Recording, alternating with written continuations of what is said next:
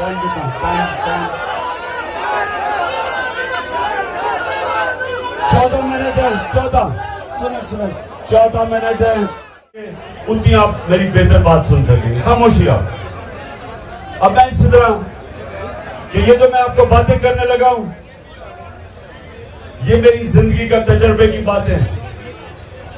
میں جو آج آپ کو اپنے دین اسلام کی بات کروں گا, میں ایک عالم نہیں ہوں, لیکن میری زندگی میرے دین نے کیسے بدلی وہ اس کی میں آپ سے بات کروں گا. اور کیونکہ آپ میرے بچوں کی طرح ہیں, میں یہ امید رکھتا ہوں کہ آپ کو اس کا فائدہ ہوگا.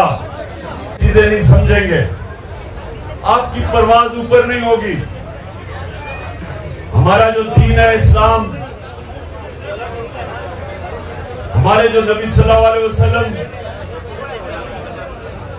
خاموشی, وہ دنیا کی تاریخ کے سب سے کامیاب انسان. دین کو اگر آپ علیحدہ بھی چھوڑ دیں, کسی انسان نے دنیا کی تاریخ میں وہ کامیابی نہیں حاصل کی جو میرے نبی صلی اللہ علیہ وسلم نے کی ہے. اور قرآن میں اللہ کہتا ہے کہ ان کی زندگی سے سیکھو, جس کو سنت کہتے ہیں, شریعہ کہتے ہیں, ان کے راستے سے سیکھو. تو نوجوانوں غور سے میری بات سنیں, جو بھی چیز قرآن میں اللہ کہتا ہے وہ آپ کی بہتری کے لیے ہے. اللہ تو خود قویل ہے, اللہ کو کوئی فائدہ نہیں پہنچا سکتا. جب ہم قرآن پہ عمل کرتے ہیں اپنی بہتری کرتے ہیں. سنیں ذرا غور سے. ان کی زندگی آسان نہیں تھی, مشکل زندگی تھی.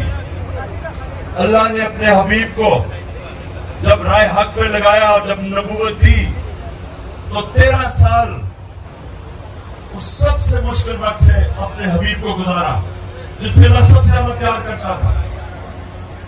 تو اگر اللہ چاہتا کہ ہم آسان راستے پہ لگے تو اپنے نبی صلی اللہ علیہ نبی کو بھی آسان راستے پہ لگا دیتا, لیکن نہیں, مشکل راستے سے گزارا.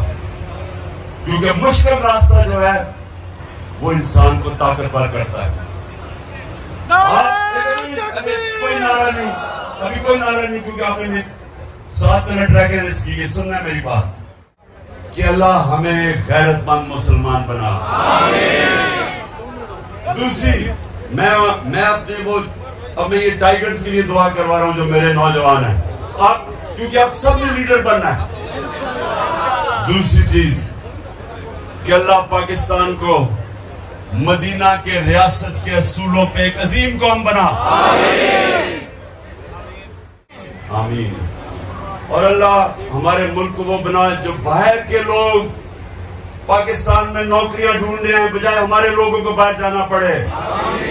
کیونکہ میں یہ بتاؤں کہ گھروں میں بیچاری بیویاں, ماں باپ, بچے اپنے باپ کو نہیں دیکھ سکتے, بیویاں اپنے خامد سالوں کے لیے باہر کمائی کرنے کے لیے جاتے ہیں. یہ بڑا ظلم ہے کیونکہ ہم اپنے ملک میں ان کو نوکریاں نہیں دے سکتے. ہم اللہ سے دعا کرتے ہیں کہ ہم اپنے ملک کو وہ بنائیں گے کہ ہمارے پاکستانیوں کو باہر بھی نہ جانا پڑے, لیکن باہر سے لوگ آئیں ہمارے ملک کے اندر نوکریاں ڈھونڈنے کے لیے. آمین.